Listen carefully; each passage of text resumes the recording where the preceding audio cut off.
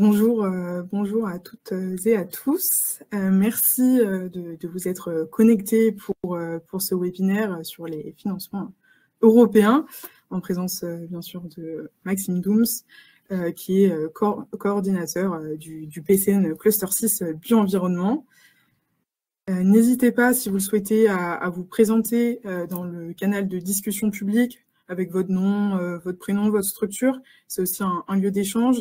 Et bien évidemment, si vous avez des questions durant la présentation, vous pouvez les poser dans ce canal et puis on y répondra en fin de session. Maxime? Oui, on est parti. Bonjour et bienvenue à tout le monde. Merci pour l'invitation à l'ensemble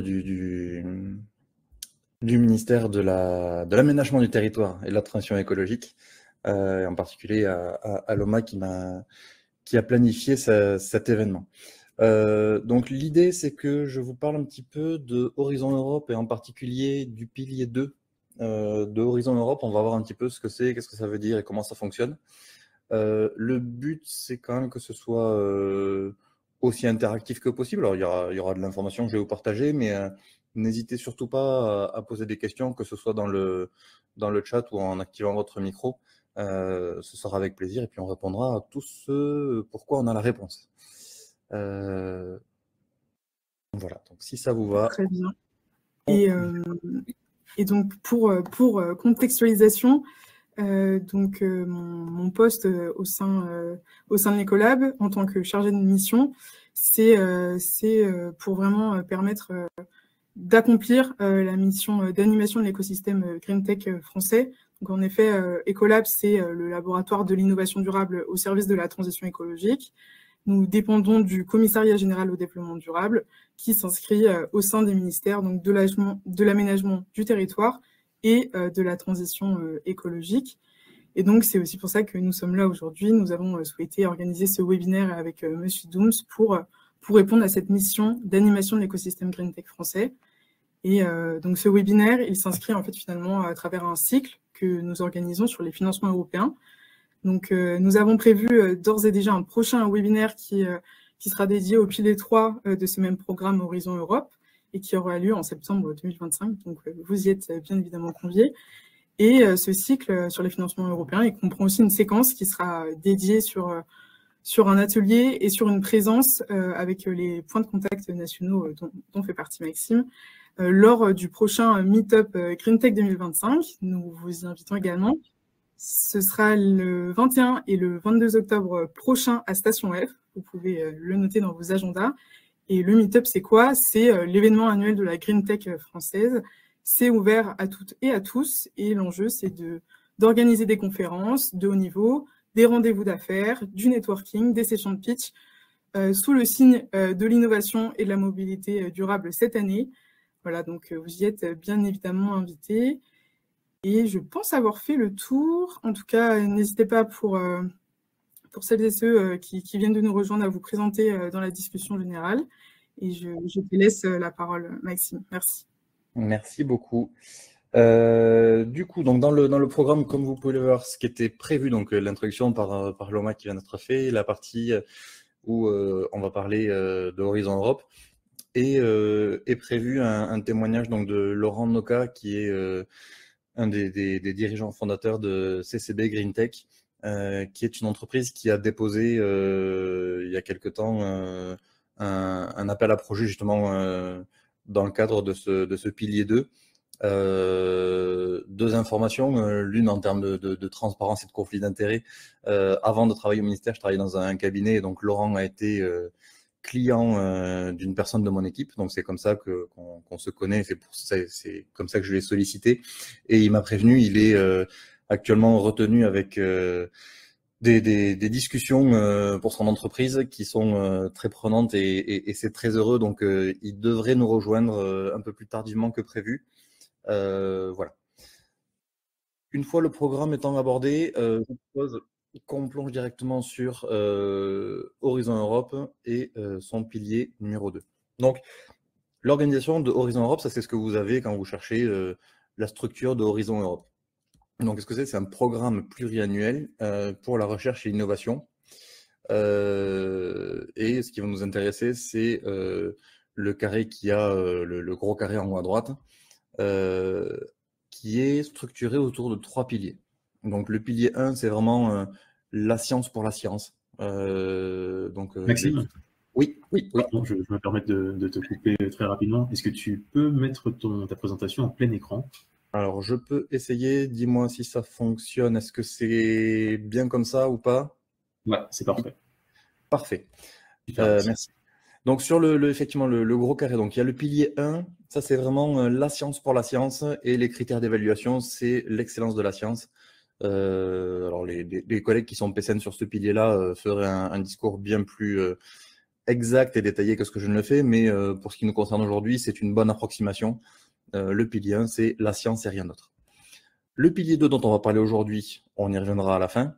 Le pilier 3, Innovative Europe, qui je pense vous intéresse beaucoup, mais qui n'est pas le sujet du jour, qui est le sujet de discussion qui a pu avoir, on avait fait un événement présentiel à Paris il y a quelques semaines, quelques mois, où il y avait mon collègue Gorka Gorazureta, qui lui est PCN pour EIC, donc European Innovation Council, qui est, et encore une fois, il en parlera bien mieux que moi, mais en 2 mots, c'est des projets collaboratifs avec un très fort potentiel et une orientation, un ancrage deep tech assez important, donc sur lequel l'écosystème green tech a toute sa place. Donc voilà, c'est un dispositif qui peut être intéressant.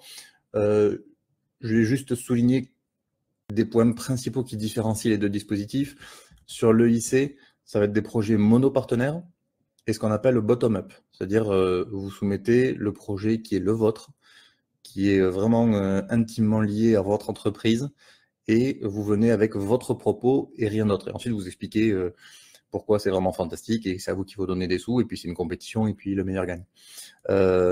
Sur le pilier 2, on est sur une approche qui est différente, dans le sens où le pilier 2, donc c'est des projets qui sont toujours des projets collaboratifs, c'est toujours des projets internationaux. C'est également des projets, pour le coup, top-down, c'est-à-dire que c'est l'Europe qui a des priorités politiques. Ces priorités politiques sont déclinées sur des programmes de travail qui sont discutés dans des comités de programme où en fait chacun des pays est représenté et puis fait remonter un petit peu les priorités nationales par rapport au programme européen au niveau de la Commission, et puis les programmes sont établis, et donc la façon de candidater sur le pilier 2 qui est notre propos aujourd'hui, c'est en répondant à une question et pas seulement en venant avec votre projet. Donc ça, c'est un truc qui est vraiment important. Et le deuxième truc important, c'est le côté collaboratif. Je suis passé dessus rapidement. Il y a une dimension collaborative qui est vraiment essentielle dans le pilier 2. On en reparlera plus en détail tout à l'heure.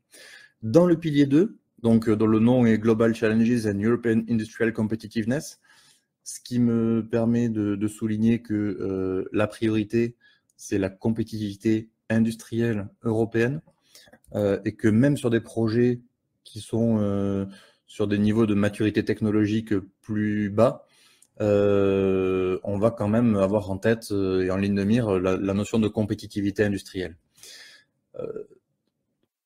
Ce pilier 2 est subdivisé en plusieurs clusters. Donc vous avez ici Health, Culture, Creativity, Inclusive Society, etc. Je ne vais pas tous les détailler. Moi aujourd'hui, je suis point de contact national, donc on verra aussi également ce que ça veut dire. Mais pour le cluster 6, qui est donc Food, Bioeconomy, Natural Resources, Agriculture and Environment.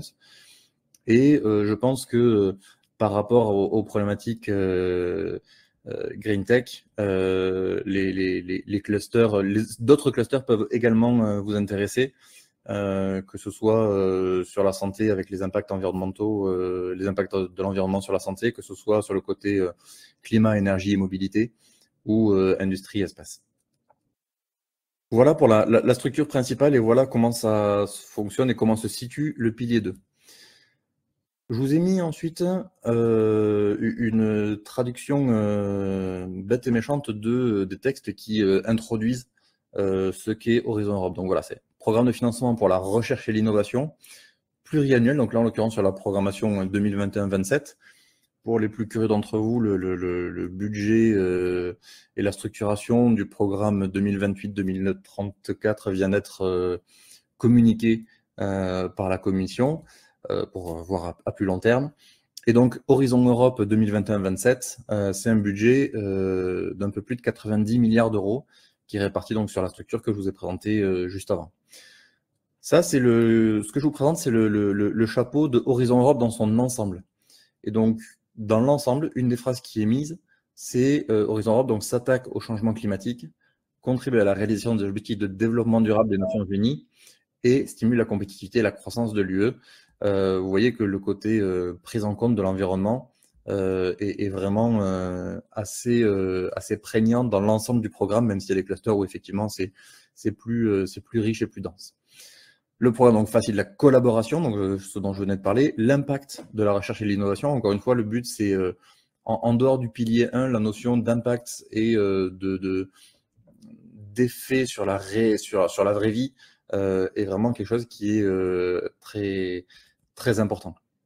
Et encore une fois, le lien avec les politiques européennes dont on vient de parler.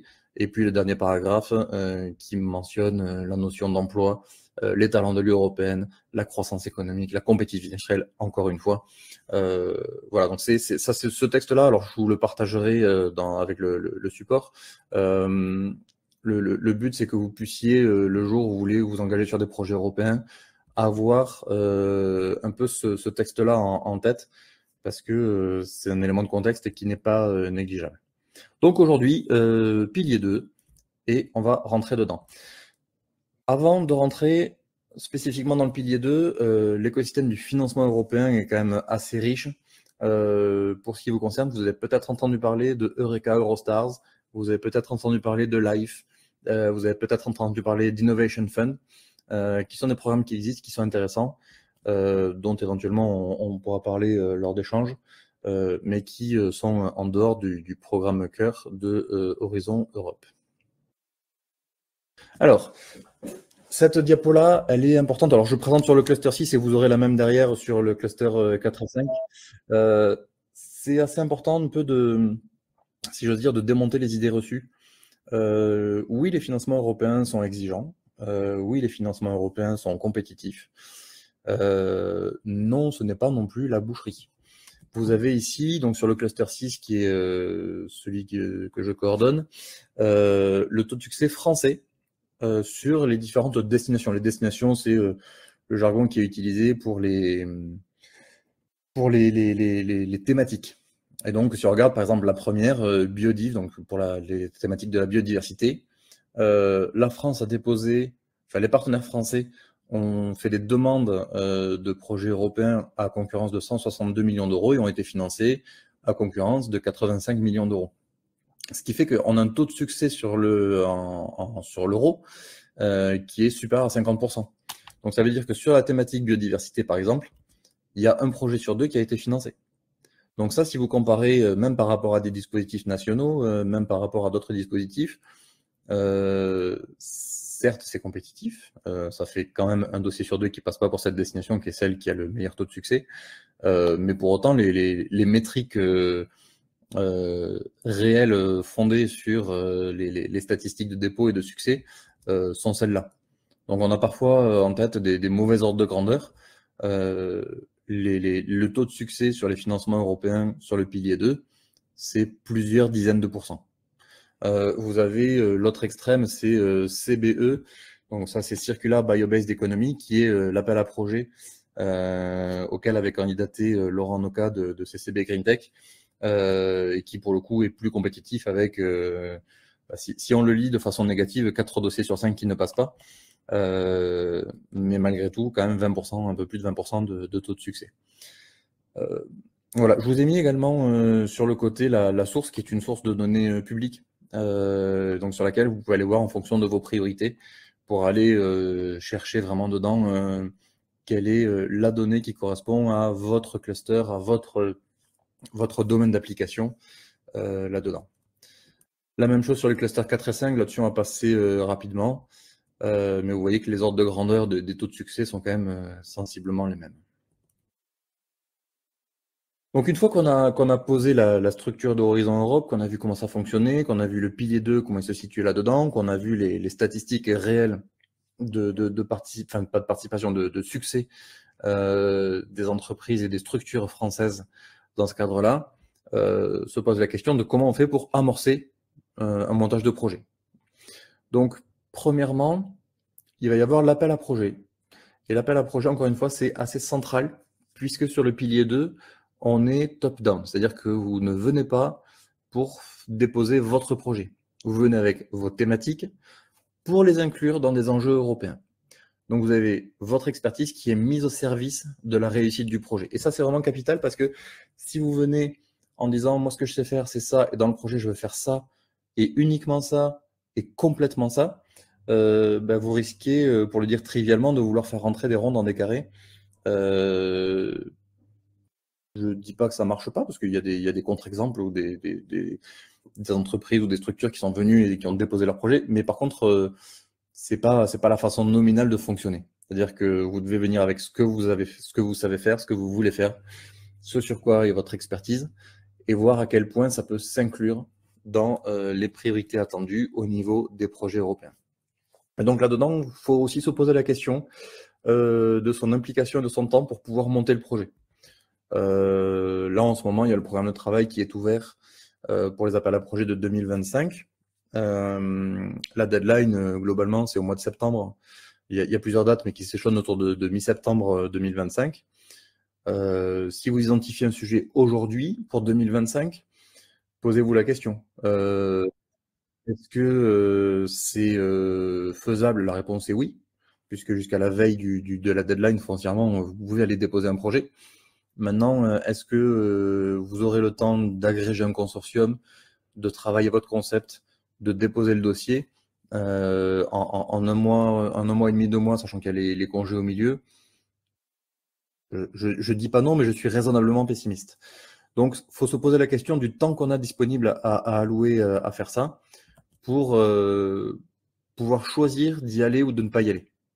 Et encore une fois, sur les projets européens, je pense qu'il faut vraiment voir ça comme l'important, c'est de se poser la question sérieusement, dans le sens où ne pas faire de projet européen parce qu'on a étudié la question, parce qu'on a vu que le timing n'était pas bon, parce que les thématiques ne correspondaient pas, etc., c'est une bonne décision.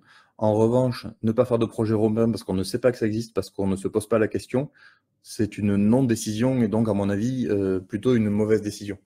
Un élément qui est à prendre en compte aussi dans la prise de décision de y aller ou ne pas y aller.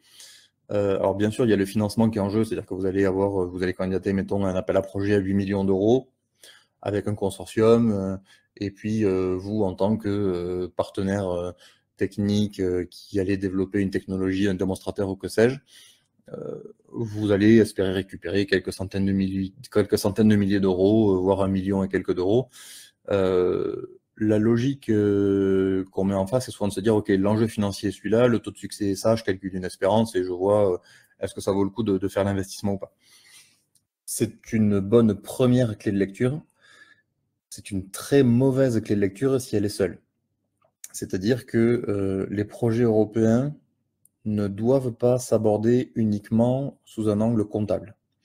Oui, les financements et les enjeux sont relativement importants. Oui, le taux de financement est très élevé puisqu'il oscille entre 70 et 100% des dépenses. Pour autant, ce que vous allez chercher quand vous allez faire un appel à projet sur le pilier 2, c'est plus que ça. Vous allez chercher, au-delà, encore une fois, de la valeur technique et financière du projet, vous allez chercher de la mise en réseau, vous allez chercher de la structuration de votre projet, vous allez chercher à vous inclure dans des orientations d'ordre politique au sens noble du terme, puisque je rappelle que les programmes de travail sont définis par l'ensemble des pays pour répondre aux problématiques industrielles et de compétitivité au niveau de l'Europe. Vous allez établir du réseau et et j'espère qu'il arrivera à se joindre à nous tout à l'heure, mais vous avez pas mal de candidats malheureux d'appel à projet qui nous disent oui, j'y ai été, oui, j'ai passé du temps, non, j'ai pas été financé, mais oui, c'est enthousiasmant et je suis content de ce que ça crée parce que derrière, on on a des gens qui nous disent, bah oui, mais en fait, on est venu me reposer la question pour aller redéposer des projets. Oui, ça m'a servi parce qu'en fait, derrière, j'ai recyclé ce que j'avais fait en partie parce que ça m'a servi, j'ai déposé un autre dossier de financement qui a été accepté. Voilà, donc, encore une fois, oui, la question comptable et de l'espérance financière du projet, c'est un critère important dans la prise de décision d'y aller ou ne pas y aller. Par contre, c'est pas le seul. C'est-à-dire que déposer des projets européens collaboratifs sur le pilier 2, c'est souvent une pierre qui marque un chemin et qui donne une direction. L'appel à projet, on en a parlé. Ensuite vient le concept, c'est-à-dire qu'est-ce que vous allez faire dans ce projet-là. Là, il y a deux éléments importants. Donc bon, en premier lieu, la pertinence européenne, ça j'en ai parlé, c'est-à-dire qu'il faut vraiment s'inclure dedans. Il y a deux écueils contre lesquels je préfère prévenir. Il y a deux extrêmes et en fait, il faut se situer entre les deux. Le premier, c'est de dire je viens avec mon projet et j'explique mon projet et puis charge à l'évaluateur de comprendre à quel point c'est pertinent par rapport aux attendus européens. Alors, modulo, c'est fait en consortium, mais je viens dans le projet et le consortium est une accumulation de projets individuels qui sont portés et qui correspondent à ce que chacun veut faire. En général, ça marche peu parce que l'évaluateur, finalement, il a plusieurs projets évalués et il va aller à la facilité. Et donc, il y a un effort qui doit être fait par le consortium et pas par l'évaluateur de souligner la pertinence par rapport aux enjeux de l'appel à projet.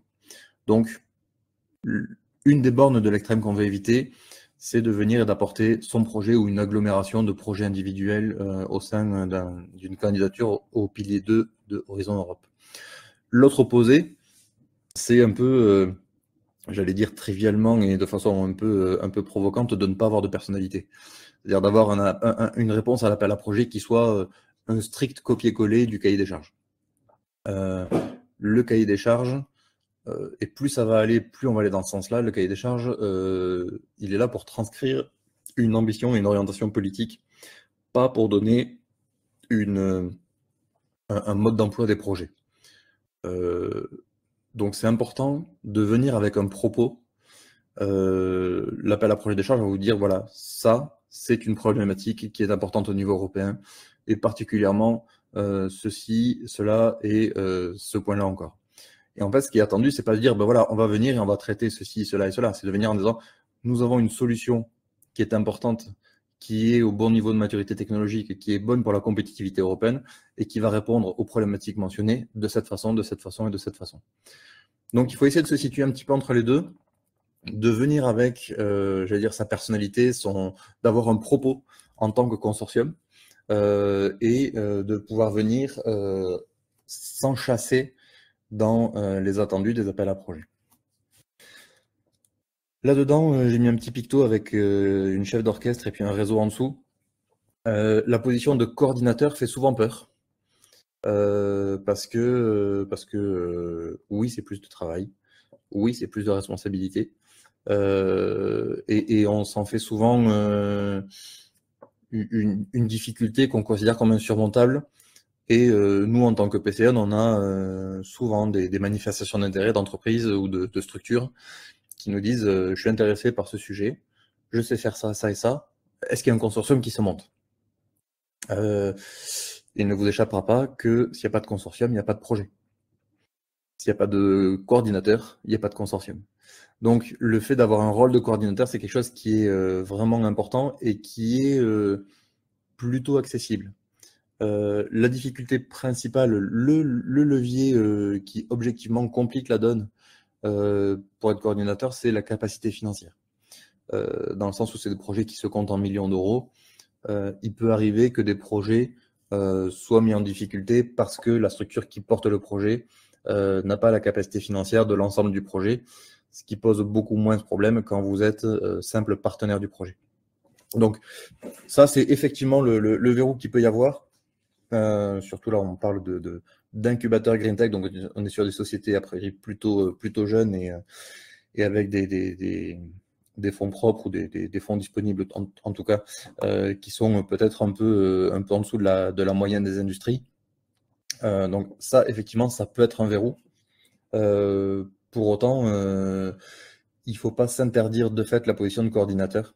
Parce qu'il arrive des fois qu'on se positionne en tant que coordinateur et que finalement, compte tenu de la stabilité financière de l'entreprise, ça pose difficulté et que finalement, vous vous retrouviez à être coordinateur technique du projet, ce qui n'a pas d'existence légale au sein des projets européens, mais c'est vous qui allez mener la barque sur le sens technique et scientifique, et puis vous aurez dans votre consortium un partenaire qui a une contribution technique qui est peut-être un peu en deçà de la vôtre, mais qui pourra, lui, prendre ce rôle de coordinateur. Typiquement, une université ou un RTO pourrait assurer ce rôle. Donc voilà, c'est des choses où le côté coordination peut effrayer un petit peu. Pour autant, il ne faut pas se l'interdire. Et voire même, on a certains cas de ce qu'on appelle de co-coordination. Donc, deux structures un peu plus modestes qui choisissent de faire assurer le pilotage opérationnel ensemble. Alors, à la fin, sur le dossier de soumission, il y en a un qui est en haut de la liste et l'autre pas. Mais pour autant, c'est des choses où on peut envisager de partager le travail pour permettre à des coordinations d'émerger. Donc, le message avant de partir sur le troisième point de cette diapo, c'est de dire si vous vous posez la question, n'hésitez pas, vous avez nos coordonnées. Je vois que Loma a mis plein de liens dans le chat et je l'en remercie.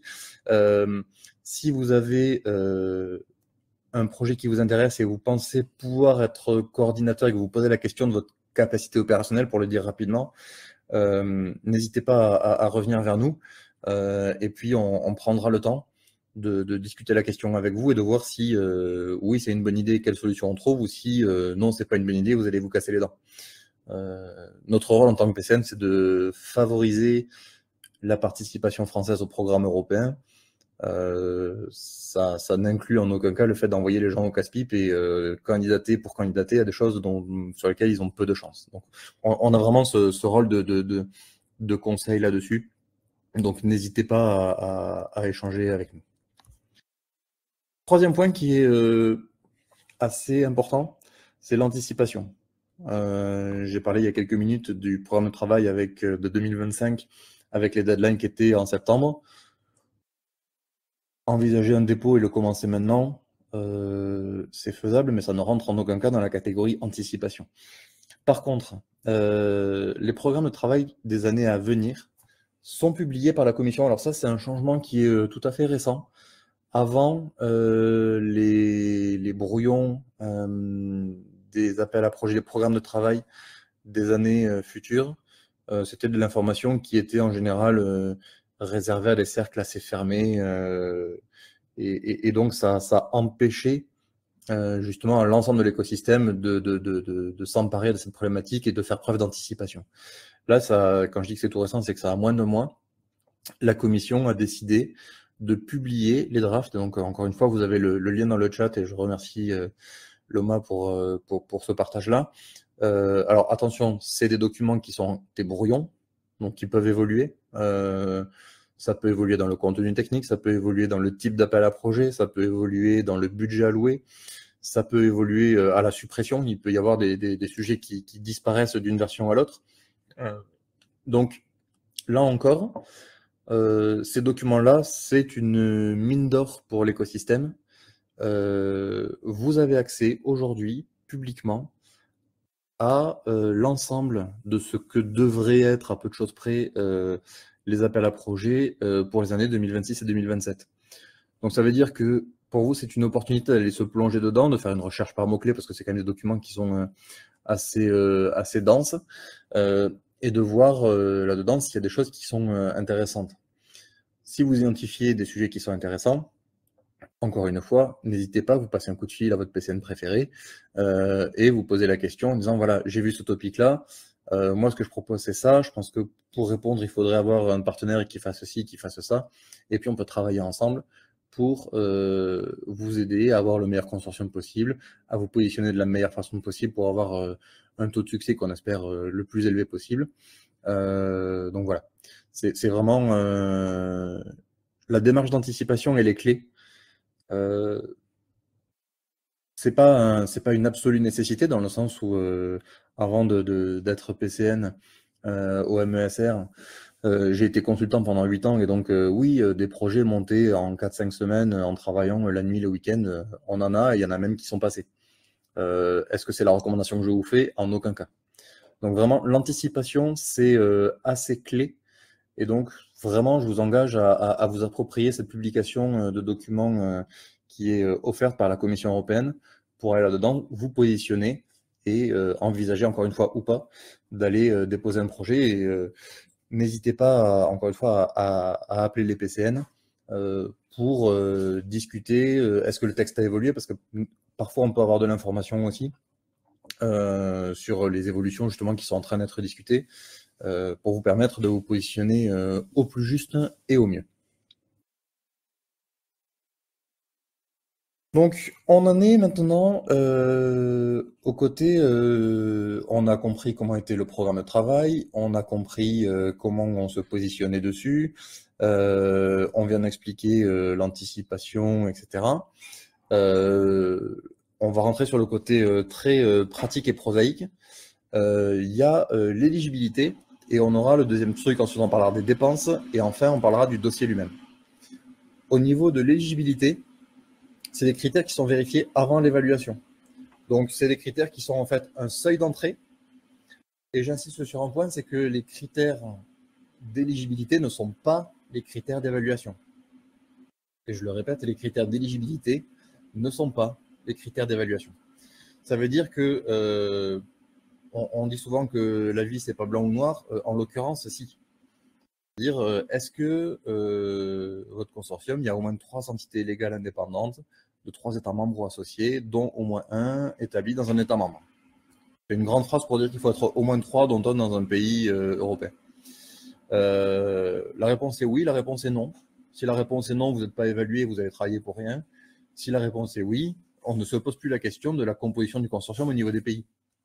Et j'insiste là-dessus parce qu'on entend régulièrement à tort des gens qui nous disent « Ah oui, mais là, on est quand même beaucoup de partenaires français, où il y a beaucoup de partenaires italiens, où il y a beaucoup de partenaires néerlandais. » C'est pas un critère qui est évalué. Donc, vraiment, le côté composition et équilibre du consortium, c'est quelque chose qui est évalué en tant que critère d'éligibilité. Alors, un point qui est important également, c'est que si vous avez la chance d'avoir fait beaucoup de projets européens ou si vous prenez chemin faisant cette habitude, vous allez vous dire, bon voilà, les critères d'éligibilité, je les connais, il faut faire ça, ça, ça, et ça va bien aller. Attention, il peut arriver qu'il y ait des appels à projets avec des conditions spécifiques. Donc dans ce cas-là, il faut vraiment être vigilant de bien respecter l'ensemble des critères et pas de se dire je fais comme d'habitude. Donc vraiment pour chaque appel à projet, faites l'effort d'aller chercher les conditions spécifiques qui s'appliquent à votre projet et de vous assurer de les respecter parce qu'encore une fois, on a vu les statistiques au démarrage, hein, les appels à projets c'est une belle opportunité. C'est un projet compétitif, c'est des dispositifs qui sont compétitifs, mais qui ne sont pas non plus inaccessibles. Malgré tout, ça demande un travail certain, donc vérifiez de pouvoir répondre aux critères d'éligibilité sans difficulté là-dedans. Et ensuite, les 2 points, donc les 2 derniers points de cette diapo-là, toute structure ayant une existence légale peut être partenaire. Donc ça, c'est important aussi. Il peut y avoir des appels à projets qui vont parler de réseautage. Il peut y avoir des appels à projets qui vont parler très technique. Il peut y avoir des appels à projets qui vont parler plus de société. Et donc, vous pouvez avoir dans un appel à projet des ministères, des PME, des startups, des grands groupes, des associations, des centres de recherche, voilà, tout ce que vous pouvez imaginer. À partir du moment où la structure a une existence légale, elle peut candidater à l'appel à projet. Et puis, dernier point qui est trivial mais qui mérite d'être rappelé malgré tout, il faut que le dossier soit complet et soumis à temps.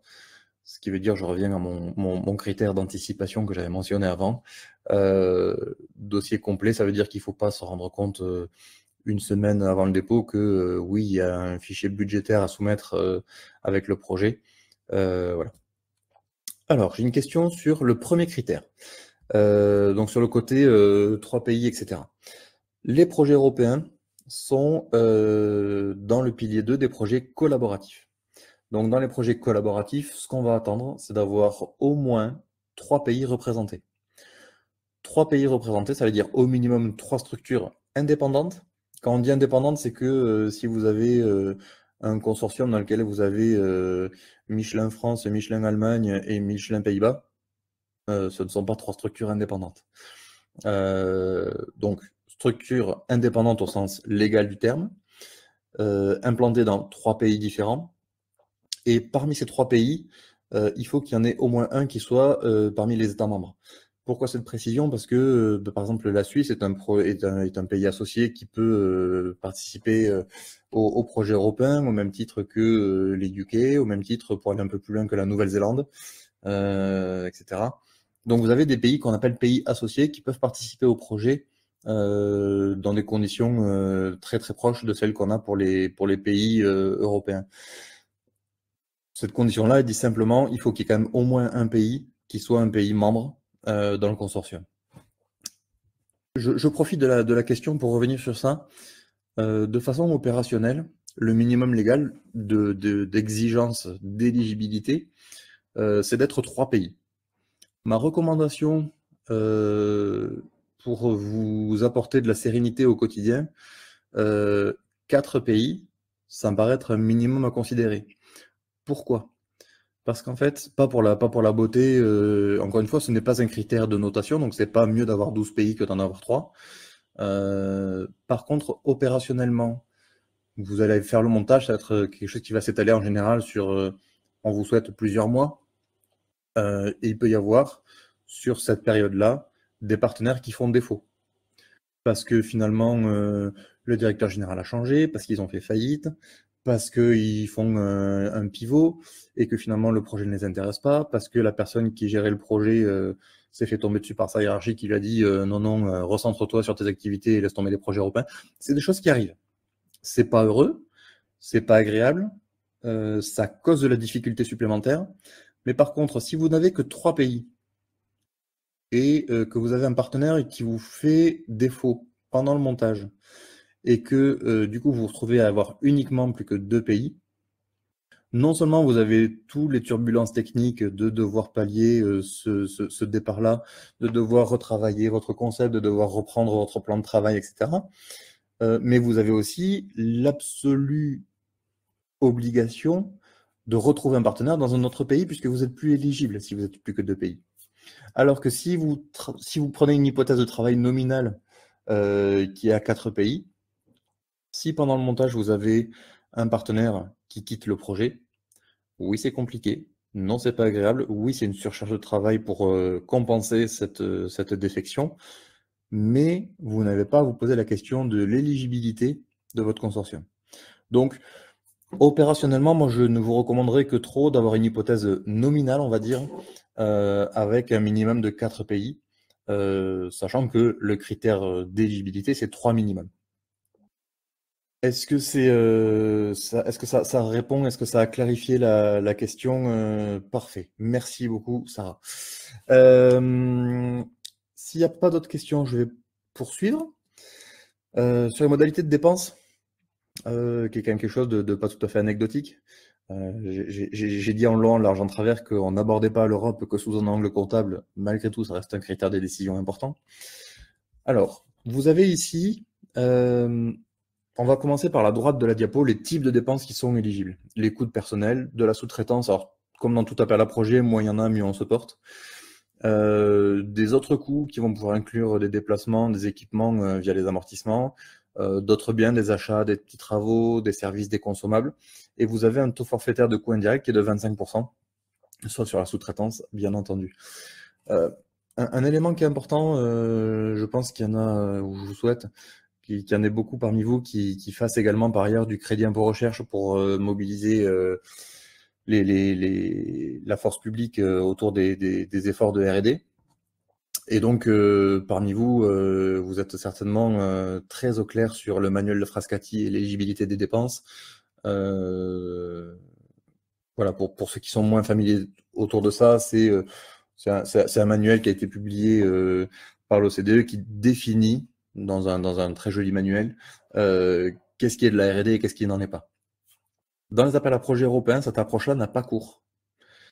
Si vous avez une dépense et que vous êtes capable de justifier qu'elle correspond aux attendus du projet, mettez-la dedans. J'ai vu passer des projets avec dedans des actions de recherche de financement pour maximiser les impacts. J'ai vu des projets passer avec des dépenses de prospection commerciale, d'enquête de terrain pour aller qualifier un petit peu le besoin marché, etc. Donc c'est vraiment des choses qui sont possibles, qui existent. La limite, c'est vous êtes dans un programme qui est un programme pour la recherche, développement et innovation, et le cahier des charges de chaque appel à projet. Je reviens sur je viens sur le tableau. Vous avez différents types d'actions. Donc, action de recherche-innovation, RIA, Research and Innovation Action. En dessous, vous avez action d'innovation, Innovation Action. Et action de coordination et de soutien, Coordination and Support Action. Pour le dire très brièvement, les projets RIA, c'est plutôt pour des niveaux de maturité technologique bas, dans lesquels on va souvent, mais c'est en aucun cas une obligation ni une contrainte, mais on va souvent avoir des laboratoires, des RTO. Sur le projet IA, on va plus souvent avoir des implications d'industrie, de PME, de start-up, de grands groupes, avec un côté plus en lien avec la sphère économique, on va dire. Et au niveau des CSA, vous avez un ensemble de tout ça, et puis quelques institutionnels souvent. Ce qui est important là-dedans, c'est les taux de financement. Quand c'est RIA, donc Research and Innovation Action, on est à un niveau de maturité technologique bas, et donc un niveau d'incertitude par rapport aux retombées économiques plus élevé par la force des choses. Et donc dans ce cadre-là, la Commission européenne nous dit « je finance tout le monde à 100%, parce que le niveau de maturité est suffisamment bas pour que les retours soient trop incertains, et donc je financerai l'ensemble des partenaires à 100%. Sur les projets Innovation Action, en revanche, elle dit, ben là, on est sur des niveaux de maturité technologique plus élevés. Donc, on est plus proche d'un retour économique qui viennent du marché. Donc, à ce moment-là, ce qu'elle dit, c'est les acteurs non-profit, je vais les financer à 100% parce que eux, en fait, cette dimension économique-là ne les impactera pas. Par contre, les acteurs de la sphère économique, donc en clair, pour 98% des acteurs concernés, les industries, entreprises, etc., eux, je vais les financer que, entre guillemets, à 70% des dépenses éligibles, puisque je leur demande une implication dans le projet et ils ont un intérêt économique au résultat du projet, donc il est normal de ne pas les financer aussi intensément que les acteurs dits non économiques. Je fais une petite digression, je parlais tout à l'heure de conditions spécifiques par rapport à chaque appel à projet.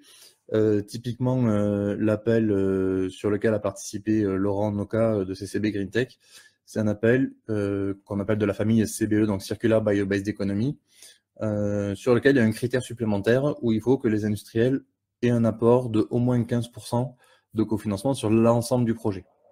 Donc ça veut dire qu'en fonction de la composition du projet, vous pouvez avoir des industriels qui ont un taux de financement plus bas pour avoir un apport en nature dans le projet plus important, parce que ça ne se réfléchit pas à ce moment-là sur cet appel à projet spécifique, ça ne se réfléchit pas sur le budget de chaque partenaire, mais sur l'ensemble du budget du projet. Donc voilà, c'est quand je dis s'intéresser aux critères d'éligibilité de chaque projet, ça en est un bon exemple. Et puis je vous ai mis les durées typiques de projet. C'est pas un critère légal, c'est plutôt un retour de la réalité. L'idée étant que si vous faites beaucoup plus court, on va vous dire que le gain en termes de maturité technologique est pas tellement réaliste. Et si vous le faites sur beaucoup plus long, on risque de vous dire que le financement est trop dilué et que l'allocation des ressources n'est pas optimale. Si vous avez des raisons de faire plus court ou plus long, c'est pas un critère d'éligibilité pour le coup. Vous pouvez le faire, mais sachez que comme scientifiquement, quand vous venez avec un résultat qui est différent de ce qu'on a attendu, on entend une argumentation un petit peu plus forte. S'il n'y a pas de questions là-dessus, je vais rentrer encore plus dans le côté opérationnel. Comment on candidate sur un projet européen? Vous avez une plateforme en ligne sur laquelle vous vous enregistrez, et vous avez deux parties. Une partie qui est la partie A, qui est administrative, c'est un truc qu'on remplit en ligne sur le portail Funding and Tenders. Et vous avez une partie B qui s'appelle la partie narrative, Et c'est assez rigolo, le vocabulaire partie narrative, c'est pas moi qui l'invente, c'est vraiment traduit de ce qui est attendu sur le portail européen. C'est un document qui ne s'appelle pas document technique. Alors qu'on a des appels à projets, notamment au niveau national, où on a mémoire technique, où on a description scientifique. Là, le document s'appelle partie narrative. Et donc, qui est structuré autour de 3 éléments. En bon anglais, Excellence, Impact, Implementation. Sur on parlait des critères d'évaluation tout à l'heure. Vous avez ici les 3 critères sur lesquels c'est noté. Excellence, Impact, Implementation. Chaque critère est noté sur 5. Dans Excellence, vous allez expliquer comment vous avez bien compris le problème et quelles solutions vous allez apporter. Impact, vous allez expliquer pourquoi vous allez changer le monde et vraiment apporter une amélioration significative en phase avec les attendus du projet. Et Implementation, c'est mise en œuvre, vous allez expliquer votre programme de travail, l'allocation des ressources, les tâches, les livrables, etc. Ce genre de joyeuseté. C'est un document qui est soumis en PDF avec une limite de pages, donc c'est en général 45 pages. Parfois, vous avez 5 pages supplémentaires dans certains appels à projets. On ne va pas rentrer dans les détails maintenant, mais ça fait partie des critères à revérifier à chaque fois. L'important, c'est la structure du document, elle va toujours rester la même. Excellence, Impact, Implementation. Voilà. S'il n'y a pas de questions sur ce côté très opérationnel. Alors si, un point, c'est sur la notation.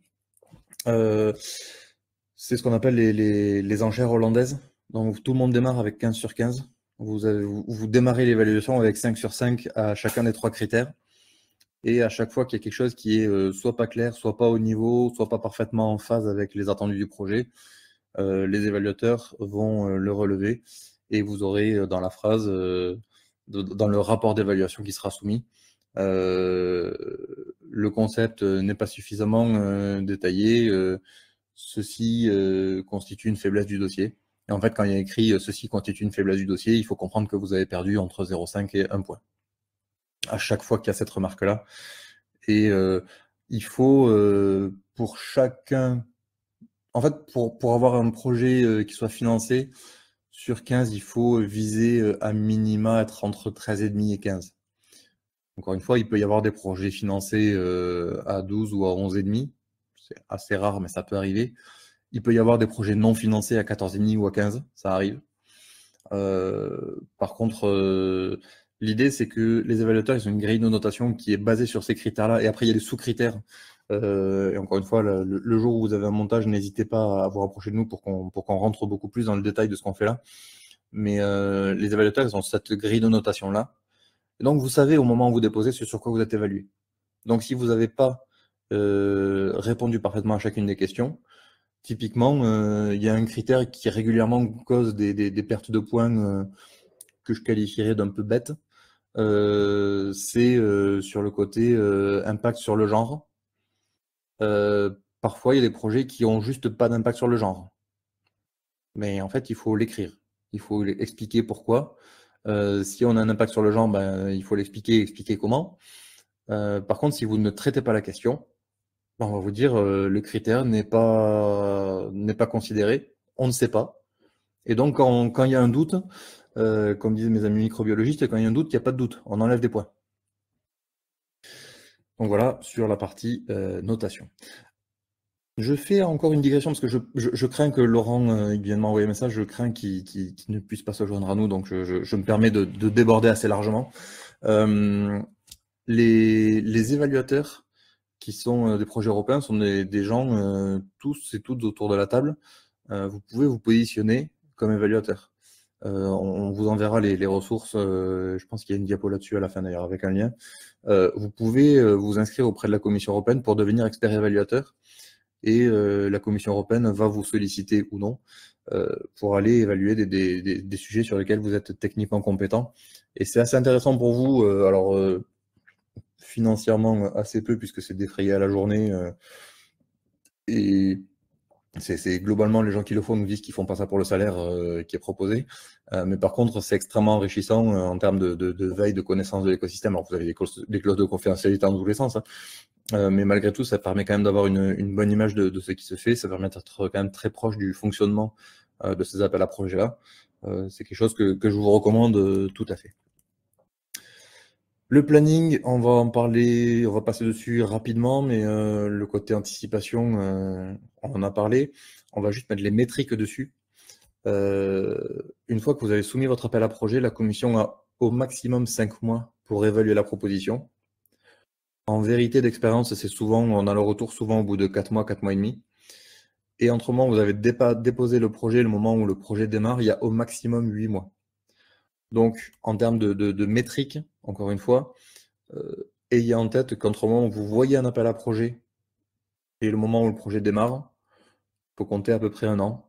Donc en fait, ça va être 8 mois entre le dépôt et le démarrage du projet, plus 2 à 4 mois d'écriture. Donc voilà, vous avez les métriques. Et puis, un élément qui est important, la flèche verte que vous avez en dessous, le côté accord de consortium, où c'est quand même important de se mettre d'accord rapidement, et y compris pendant la phase de montage, c'est quelque chose qui peut être discuté si vous en avez le temps, puisque la commission impose au consortium d'avoir un accord de consortium. On est exactement dans le cas de préparez-vous au pire et espérez le meilleur. Donc on se met d'accord avant sur comment on partage typiquement l'API, comment on gère l'exploitation, comment on gère les conflits, etc. Les critères d'évaluation, ben, j'en ai parlé. On en a parlé également du timing. Les sous-critères et pondérations suivant le programme de travail. J'ai parlé initialement du fait qu'il y avait des programmes RIA, des actions RIA et des actions IA. En cas d'égalité, sur un projet RIA, on va avoir le critère de excellence qui va être prédominant. Donc, si vous avez une proposition qui a 5 à l'excellence, 4 à l'implémentation et 5 à l'impact, 4 à l'implémentation, 4 à l'impact et 5 à l'implémentation, elle va noter 14 sur 15, mais face à une proposition qui aura 4 à l'excellence et 5 à impact et implémentation, en fait, on va retenir la première, puisque sur un RIA, c'est le critère excellence qui prédomine, et sur les projets IA et CSA, c'est plutôt impact. Voilà, expert évaluateur, je viens d'en parler également. Je vais terminer sur 2 diapos qui sont les dispositifs d'accompagnement. Tout ce que j'ai dit, j'ai la prétention de penser que c'est une bonne introduction. Malgré tout, l'exercice reste pas forcément simple. Dans les dispositifs, il y a MRSEI qui est pour les coordinateurs français qui sont de structures publiques, donc a priori assez peu de gens autour de la table. Par contre, vous avez DIAC-PT, c'est Diagnostic Partenariats Technologiques Internationaux, ou en clair, la BPI vous cofinance un cabinet de conseil pour vous appuyer sur le montage. Et avec les modalités que vous voyez en fonction de si vous êtes coordinateur ou simple partenaire. Vous avez également des aides locales avec le réseau EEN et les CCI. Vous avez des régions qui elles-mêmes portent parfois des initiatives pour vous accompagner vers l'Europe. Et puis vous avez donc les pôles de compétitivité, les clusters, ça vous connaissez très certainement, et point de contact national que vous commencez à connaître pas mal maintenant. Pour poursuivre l'échange sur la dernière diapo, vous avez sur le haut de la diapo mon équipe. Donc le PCN Cluster 6, donc Fatia, Mathilde, Simon et Vincent. Et j'ai mis également en dessous, pour le cluster 4 et 5, c'est BPI France qui a repris le flambeau pour le PCN sur ces clusters-là. Et donc les référents, vous allez avoir Alice Sustrafourcade sur la gauche et Massimiliano Picciani sur la droite, que vous connaissez peut-être déjà, ou si ce n'est pas le cas et que vous envisagez de faire des projets européens, ça sera une bonne occasion de faire connaissance un petit peu avec tous ces gens. Je passe rapidement là-dessus et j'excuse Laurent qui vraiment a été retenu et qui malheureusement n'a pas pu se joindre à nous. On arrive au bout du temps imparti. Je ne sais pas s'il y a des questions et des remarques. N'hésitez pas. Ça sera avec plaisir.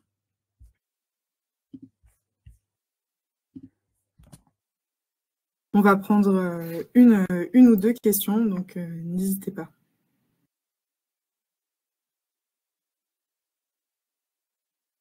Oui, bonjour, bonjour Ninon. Oui, bonjour. D'abord, merci beaucoup pour cette présentation hyper claire. Du coup, je suis un petit peu confuse entre les points de contact nationaux et les structures que vous avez citées, notamment donc la BPI, le ministère, qui sont dédiées à certains acteurs, quoi. Oui. Alors, reprenons. Alors, je me permets de reformuler, d'aller un peu plus loin dans la formulation de la question et reprenez-moi si je me trompe. Mais quand vous dites des structures qui sont dédiées à certains acteurs, ce que j'entends dans votre propos, c'est le ministère est très orienté structure publique et BPI est très orienté PME. Est-ce que c'est bien le fond de la question ou est-ce que j'ai fait fausse route? Oui, moi je dirais, enfin, ce que j'ai compris, c'est qu'on ne pourrait pas, vous, Maxime, par exemple, moi qui suis une ONG, je ne peux pas venir vous voir, par exemple, parce que vous êtes Bien plutôt sûr que si. dédié. Ah bon, Bien d'accord. sûr que si. Si. Non, mais c'est très heureux que vous posiez la question et du coup, je suis désolé de ne pas avoir été si clair que ça. En fait, moi, mon employeur, c'est le ministère de la Recherche. Enfin, de l'enseignement supérieur et de la recherche. Par contre, ma mission en tant que PCN, c'est d'accompagner et de favoriser la participation française au programme européen, quelles que soient ces structures. Donc, moi, j'ai des rendez-vous, on a des saisines par mail, on fait des événements pour communiquer comme on est en train de le faire là. On parle avec tout type de structure, vraiment tout type de structure. C'est-à-dire qu'on est sollicité par des collectivités, par des ONG, par des associations, par des entreprises petites, moyennes, grandes, par des labos de recherche. Voilà. Moi, mon critère, c'est est-ce qu'il y a des intérêts français dans le projet? Si la réponse est oui, volontiers, on discute.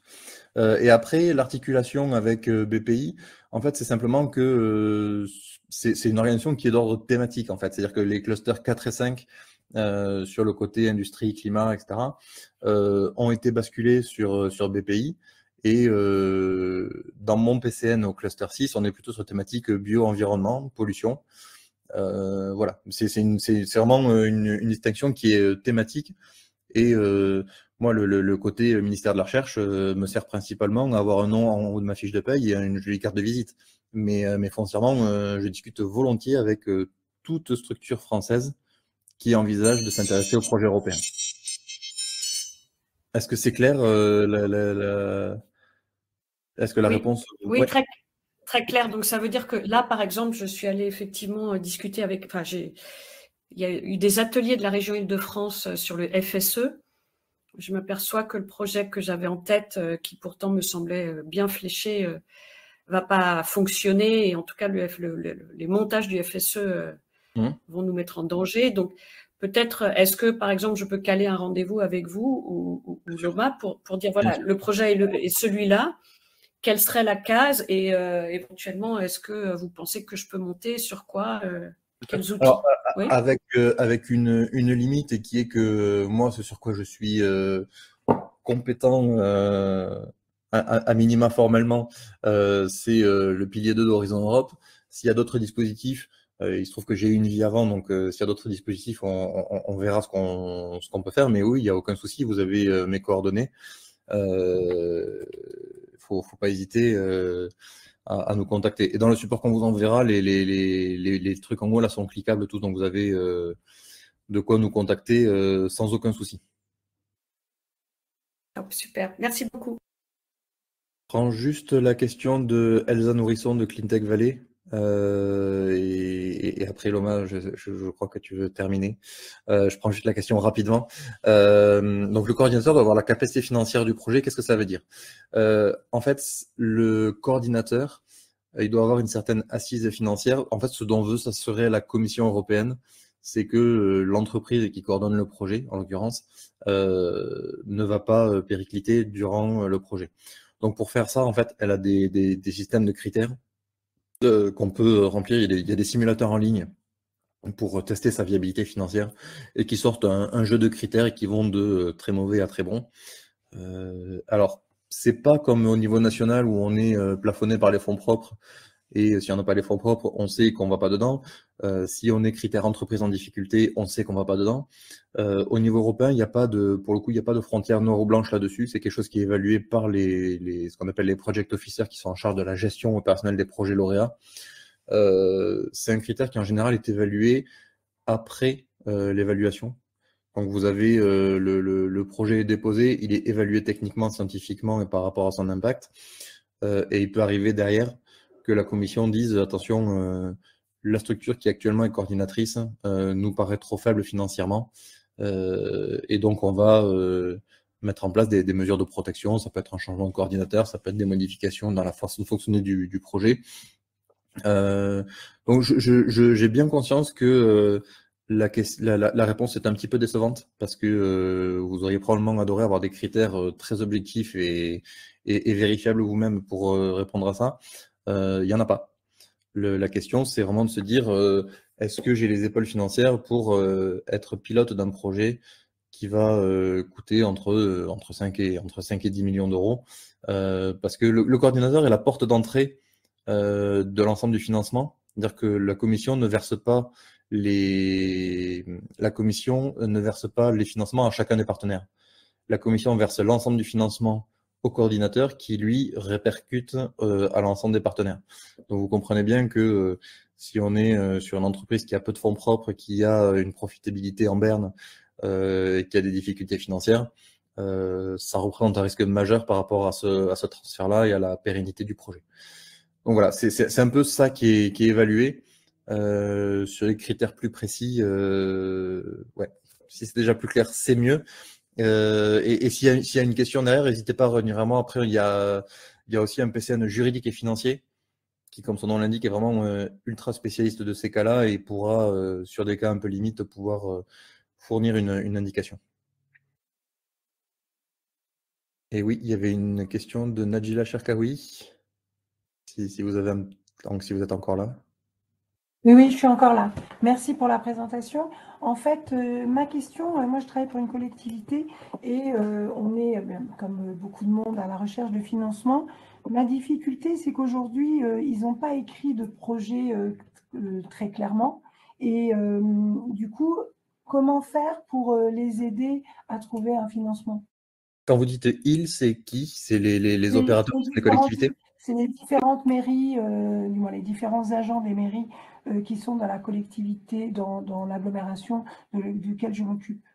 Okay. Et du coup, j'essaie de voir dans quelle mesure, par exemple, s'ils me donnent à quel moment je peux vous solliciter, si je leur fais faire une fiche avec un projet de recherche ou un projet quelconque, à quel moment, en fait, quels sont les éléments nécessaires pour que je puisse ne pas vous déranger pour rien, en fait. Alors, déjà, deux questions en une, enfin deux réponses en une. Premièrement, vous ne nous dérangez jamais. Ça, c'est qui que vous soyez et quand que ce soit, vous ne nous dérangez jamais. Il peut arriver qu'on mette du temps à répondre et n'hésitez pas à insister pour qu'on soit plus réactif. On est vraiment là au service de l'ensemble des acteurs nationaux. Donc, vous ne nous dérangez jamais. Premier point. Et ensuite, par rapport à la problématique de finalement comment vous pouvez mobiliser les opérateurs au sein du territoire que vous représentez, il y a plusieurs façons de faire. À mon avis, la meilleure, c'est quand même de revenir, ce que je disais, sur l'anticipation. C'est-à-dire peut-être vous, en tant que chapeau de ces structures-là, de vous plonger dans les programmes de travail. Éventuellement, encore une fois, n'hésitez pas, mettez-moi un message en disant voilà, j'ai suivi votre présentation le 17 juillet avec l'incubateur GreenTech et on est, enfin l'école, pardon, je dis ça depuis tout à l'heure, je me trompe. On a suivi la présentation du 17 juillet. Est-ce qu'on peut prendre un petit temps ensemble et à ce moment-là, si besoin, nous on peut vous accompagner et vous dire voilà, les documents ressources c'est là et la façon de lire c'est ça. Et après, charge à vous de prendre connaissance de ces différents programmes et de voir s'il peut y avoir une opportunité dedans ou pas. Ça marche. Et là-dessus, je vous mettrai certainement en lien. On avait fait un événement auprès de la région Île-de-France il y a quelques mois, ça devait être en mars, et où on avait eu pas mal de collectivités qui étaient représentées et dont certaines qui avaient candidaté à des projets européens. Donc ça peut être intéressant aussi pour de la mise en réseau de discuter avec des gens qui ont plus ou moins votre profil et qui sont passés par là et qui peuvent vous témoigner à quel point c'est trop chouette ou à quel point c'est nul. Ah, je veux bien, merci beaucoup. Avec plaisir. Donc, ouais, je vous laisse m'écrire et puis vous avez les coordonnées qui sont affichées. Voilà. Merci infiniment, bonne journée. Avec plaisir, bonne journée. Un grand merci pour toutes ces questions et surtout un grand merci Maxime pour votre intervention très très complète. Je vous propose de conclure ce webinaire sur ces mots. Maxime, si tu souhaites dire quelques derniers mots, c'est bon, très bien. Je ne dirais pas mieux si ce n'est en te remerciant encore pour l'organisation. Un grand merci à tout le monde.